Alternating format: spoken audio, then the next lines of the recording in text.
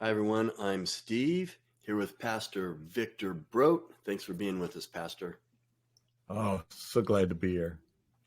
We I, talk, you and I have been talking to each other and having conversations for, let's see, over 30 years, 35. And, when we talk about a lot of these little short videos that we do, we say, and we're always talking and just spending time together. And you said, we should have turned this on and let people hear what we're talking about. And, um, these are our opinions. Um, and just as you get older, I mean, we're both in our 60s. And I think it's a good idea. And we're going to talk about a topic that's like, oh, don't talk about that, racism. But it's, and our own experiences. And you know what? People just got to stop. Let's just stop calling people racists. And just because we don't like what they say, everyone's a racist because of this or that, or are they really?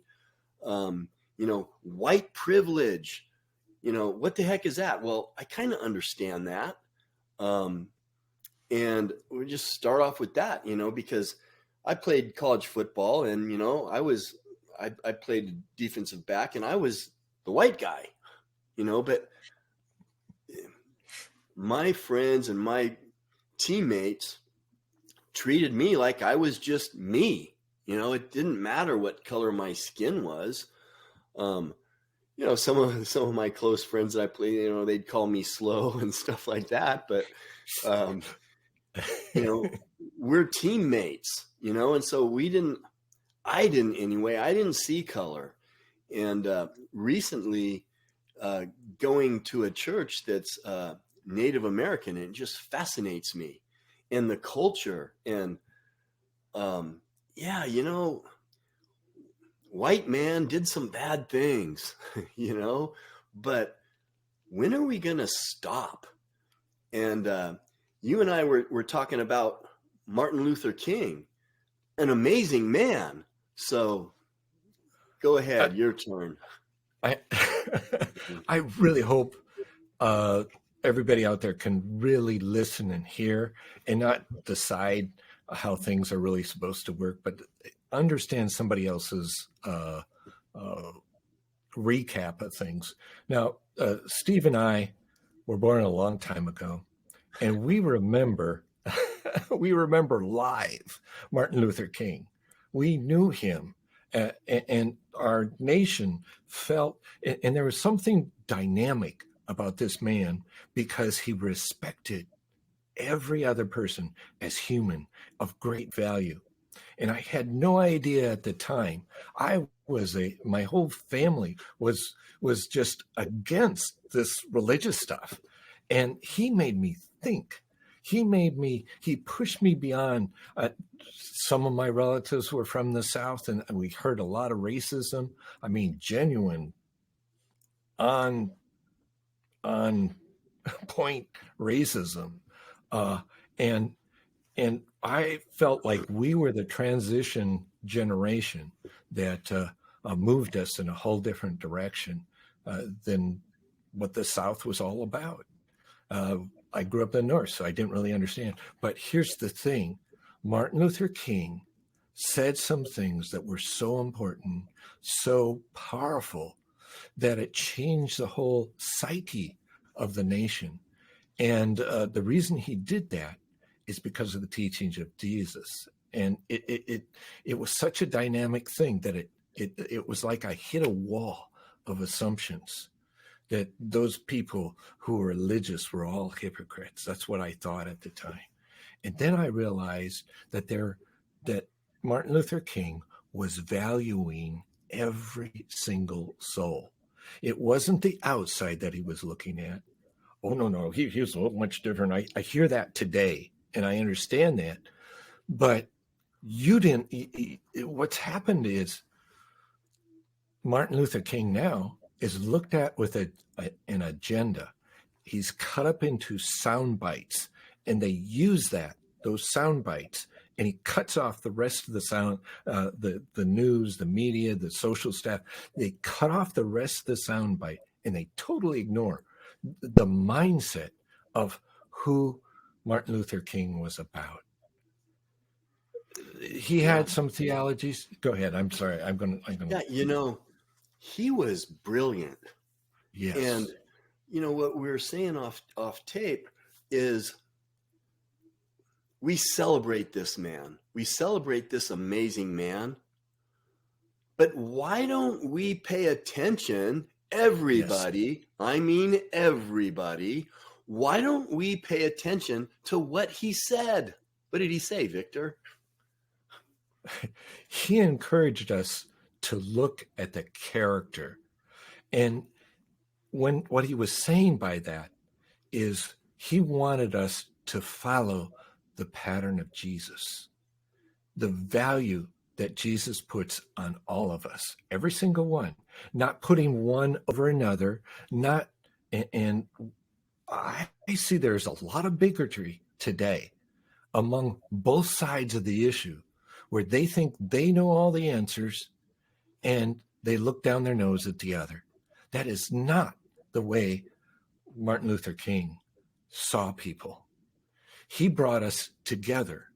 When he was assassinated, then all the riots began because there were different factions of people that were so angry and they wanted it done their way. And over here, they wanted it done their way. And you saw all these Weather Underground, Black Panthers, all of these groups that were so often socialist and communist in mindset. And what do you do in a communist socialist setting? You put down anybody who's not exactly like you. And that causes great divisions. And we see it starting all over again in our world because we've forgotten to follow the basics. What Martin Luther King actually said. He taught on love. You can go and you can listen to a 2-hour presentation that he does on love. And it's again and again following the requirements or the bar which Jesus sets. It's a high bar to love your neighbor, even though they don't understand you. What happens when that goes on? You transform that other person by love. Now, you can do it like some other religions. They take a point of the sword, put it in your throat, and say, follow me or die. Yeah, there's a difference. There's a big difference. Yeah, he was talking for everyone. And my big thing is we celebrate this man, but then we don't pay attention to what he said. Why are we celebrating him if we're not going to pay attention to the words he said and his wisdom? And I know you, old white guy that you are, I know that Martin Luther King is one of your heroes, right? Yes. He's one of your heroes. Exactly. He was the one who challenged me, all of my assumptions, to stretch me beyond of what I grew up with. We grew up in the North. I didn't think we were just all out and out racists in any way. And racism back then was so strong, so in your face, and it transformed, not because of this violent, hateful attitude, but because of this inclusive power of the love of Christ. And it shook my very foundations because I remember seeing live these groups demonstrating, mostly Black. There were Black and white people together. They were marching in various places, and out would come the fire hoses, and those things are hard to stand against. It hurts when they hit you. It is powerfully negative. And they were tenaciously holding on to a peaceful approach. And that's where people started waking up. because they could see that there was a tenacity of the Spirit of God working. And so many people, those who claim to be Christians, those who are quasi-Christians, those who didn't want anything, it started to shake their very foundation because they realized that there was something different. And that's what Martin Luther King was speaking about. He was calling us all to a higher plane. And what today so often happens is you just use anger to call us to actually a lower plane, to hate each other, to divide each other. In the schools today, we are teaching hate so oftenly. So, as I said it wrong, but so consistently, people are finding an excuse to hate. What good does that do? It doesn't change anybody. It just people start putting up walls against each other. What changes people from the core is not the sword, but the love of Jesus. There is such a difference. It's upside down backwards.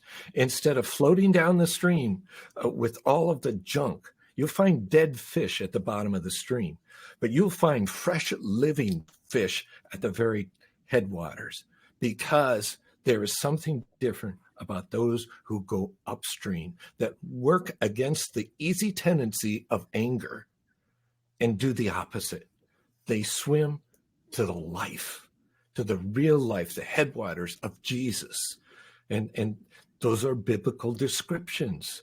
You go to the city of God. It's the headwaters come from the city of God. Where does life come? It comes from that city of God. The tree of life is right there. It's the truth of the value of everything that God does, instead of devaluing, hating, putting down the blessings. Yes, there are so many things that are wrong and unjust, and I hate those things. We both hate those things. We know that in our very souls, but the value comes from the Jesus thing, the Jesus living, the life, the positiveness. Now, I'm not ignoring what's gone on. I'm not ignoring what is today, but that is wrong according to the rules of Christ. We are to love each other. But I was a slave once. My family, part of slavery. My family, part of horrible, horrible persecution. In fact, it would blow your mind to work back in the roots of all of us. There's been injustice, but do we live being defined by injustice? No, we find real life, real healing by the redefining of love. It's the sword versus the teaching of Jesus. It's the rest of our world is using the sword one way or another. Certain religions use the sword. Certain groups use the sword, and it doesn't ever solve the problem. The dynamic of Martin Luther King solved the problem by insisting on a tenacious love for Jesus and for others. There wasn't this division in the ranks back then. And that's what we follow, is the truth of Jesus. Wow, we've gone on a bit. Yeah, I've gone it's on a just, bit. there's so much to talk about, and it's like you hear this term, like I'm kind of going on a little rabbit trail here, but you hear this term white privilege, and it's like, that offends me. You can't call me privileged. And the reason I felt that way until I understood what somebody's saying, and I'll give you an example. I grew up poor. I had no advantage. I was not born with a silver spoon in my mouth. And now through God, I've become successful. You guys want to hear my testimony, you can go to stevemain.com. It's on there. But I grew up poor. The last 2 or 3 days, I was between the age of maybe 7 and 11. the last 2-3 days of the month, there was not food in the house. I mean, maybe a can of beans. So I was not born with a silver spoon in my mouth. I was not born privileged. But when I hear the term white privilege, at first it like made me mad. You can't call me that, But we had a black general manager that worked for us in one of our clubs, and he came back to the club and really mad one day. And, I was talking to him about it. And then I asked him more questions. And I'm like, some of the stories he was telling me, it's like I wanted to say, that didn't happen. You're lying. And some of my buddies, when a lot of this racism stuff, started to blow up a few years ago, I talked to some of my buddies that I played football with, and same thing. I wanted to say, you're lying. That doesn't happen. But it does. So look, we're not saying racism doesn't exist, because it does. But what happened to our general manager is he goes to this restaurant to pick up some food. And it was kind of during the time of the virus. And so people would wait in their cars, and then they go up to the window and get their food. So, 2-3 people go up, get their food. He's waiting his turn. He goes up, and the 2 or 3 people right before him just went up, grabbed their food and walk off. He goes up, and they question him.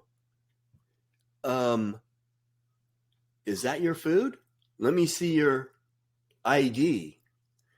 And why did he get questioned, but the 3 or 4 people before him who did not have the same skin tone as him, they didn't get questioned? And so he's telling me, Steve, that's white privilege. I'm like, oh, I get it. It has nothing to do with the fact that I grew up kind of poor. I was poor.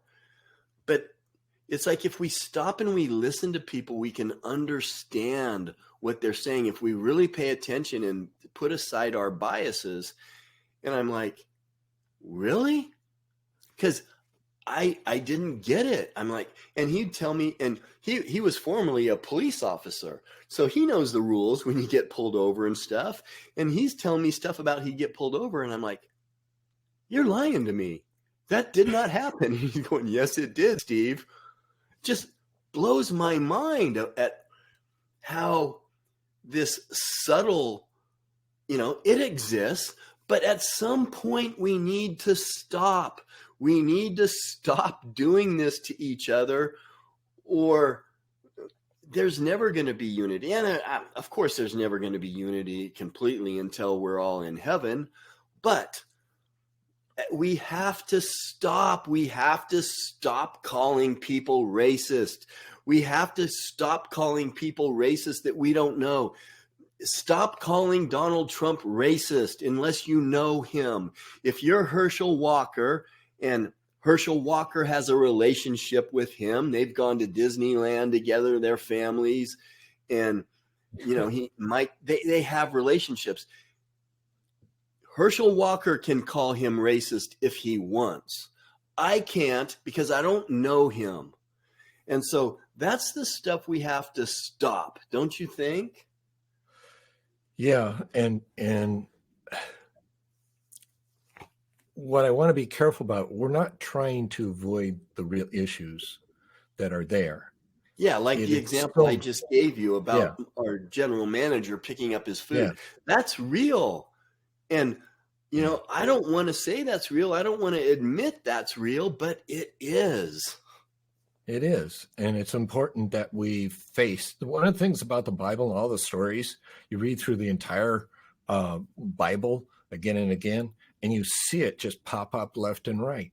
People fail the rule of God, left and right, again and again. It's called the idea of sin. We all fail God. And we all have a very good reason for being angry with each other. a very justified reason in one sense. But Jesus comes along and says, let go of that. Yeah. And we got to, exactly, you just nailed it. We've got to let go. I've got to let go of the way that people look at me because I'm an old white guy. I got to let that go. Yes, I'm an old white guy. But what did Martin Luther King, what did he say how to judge me? Right? By the character. Exactly. And Don't that's judge me developed because, through. Yeah. not because I'm an old white guy. You don't know me, So that's how I want to be judged. And that's why we celebrate Martin Luther King. But you're right, there is this stuff that happens, and but we've all got to let it go. The old white guys like us, we got to let stuff go too, that's not fair because we're old white guys. Don't think that it's only this race or that race or the Native Americans that gets treated unfair. Look, I don't want to be treated unfair either just because I'm an old white guy. And I think everybody needs to recognize what's wrong and move on. And that sounds kind of excusatory, if that's a word. It's not. That's not it. When you face up to the reality, you actually face up to sin and wrong, selfishness, all the things there are in every race, in every ethnic group, all of us. We are wrong and we need to face it. And we need to apply the wisdom of Jesus.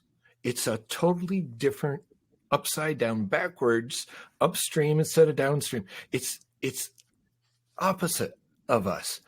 If we just float downstream, we become angry, we become sick, we become weak, we become impotent in what we're doing. So many angry people, and all they get from the end result of their anger is more anger. All they get is nothing, absolutely nothing. And it's exactly the way the spiritual realm works. It gives you nothing and makes you angry about it. And it burns your stomach and it burns your soul. And you just are in a bad place, a really, really bad place. And if you want to stay there forever, you can, but it's a foolish choice. And we need to be free from that. Not to ignore it, not to excuse it, but to be free because of what Jesus did for us. That is the ultimate in freedom. You want to be a slave, go back to being a slave to anger. We all have been, every one of us. Again, not trying to discount your experience or your family or a generation or 10 generations ago. We've all gone through it. We've all gone through it. And if you can't hear that, you have a bigotry in your heart that you need to get rid of. Honestly, you want to have heavenly privilege, not brown privilege, black privilege, this privilege or that privilege, white privilege, yellow, whatever it is, that is a lie, because you need to have the heavenly privilege, the eternal privilege of being with Jesus and being at peace, like Martin Luther King so tenaciously displayed. I guess I better be quiet. We've gone on a bit longer than we planned, but this is so important for all of you. For sure. It's good stuff. And you just made a good point about the anger. Look, people that harbor anger, they're not hurting the person they're angry at. They're only hurting themselves. That anger is not hurting the person that you're angry with, but it's hurting you. It's extremely unhealthy. I'm not a psychologist or an anger specialist, but I'm in the health club business, and I know that anger is not healthy. I have watched as a pastor, I make connections with groups of people and individuals, and I get to see their lives for long periods of time, sometimes at different stages. And right now, I know of just a dear Christian sister, happens to have a darker skin color than what I exude. Uh, and, and her husband went through, I believe it was the Navy, and he got some raw deals in the Navy. He was very dark, and they just raked him over the coals. But that was 50 years ago, and he's still suffering from that anger. And he's got to let go of that. Yeah. I'm not excusing it. It's wrong, but he's got to let go to be free. Otherwise, he is going to be a captive forever and ever and ever. It never gets paid off when you work in that kind of mentality of justice. It just never gets paid off. And that's what we talked about at some other point. We're talking about the guy who was put in prison until he pays off his debt. How do you pay off your debt when you're in prison? By the Old Testament standards, by Jesus's time, they did it the same. You never paid until somebody stepped up on your behalf, or somehow you figured out how to liquidate your assets, and you couldn't do it in prison, so you were stuck. And that's what people get, is they get stuck in that anger and that frustration, and they never get out until the debt's paid, and the debt is never paid. Jesus paid that debt. He really did. That's the freedom. You made another good point about this man that was treated unfairly in the anger. And yes, like I said, I have a heart for the Native American people. They got screwed. Yes. Yeah. They got screwed. And so did a lot of other people of a lot of different races. But at some point, we all have to let it go. Okay, I'm an old white guy. I'm sorry. Please forgive me for whatever the stupid, mean white people did. At some point you have to forgive me. Now, I didn't do any of this stuff. I've always been kind of colorblind, but I get it. But the anger has to stop, and it can start with me. I'm sorry. We have to forgive each other instead of putting that treatment back on whatever race that did whatever. It has to stop at some point. Again, I know it's not going to completely stop, but each person that stops for themselves, that anger will leave their heart when you forgive. Forgiving is important. And we got to forgive it. We got to let go. At some point, let's just start fresh. Let's start over. Let's not judge people or make assumptions about them because of their skin color when they're just going up to pay for their food. And try smiling at one another. I mean, some people never smile, but try smiling and blessing each other. And, there's one of my favorite songs. I can't remember the artist, old time guy. It's as you're getting up, going down the street in the morning, you're waving at people. You're saying, "How do you do?" But you're really I think saying, that's God Mr. bless. Rogers. No, not quite. This was can't think of his name right now. Well, Mr. Rogers sings songs and waves and smiles. Yeah, and he was a committed Christian, and there is something about committing yourself to Jesus that changes and transforms. And I don't think you get free of that bondage until you do that. It's just, and for me, it's been such a wonderful life by Louis Armstrong. It is so powerful to live in that manner. You're free. You're free instead of an X, this or that. Boy, the term X is popular now. Well, great conversation. Guys, everybody put comments, yell at us, scream at us, agree with us, whatever. Put comments in the comment section and let us know. Give us some encouragement about how hopefully this stuff is going away.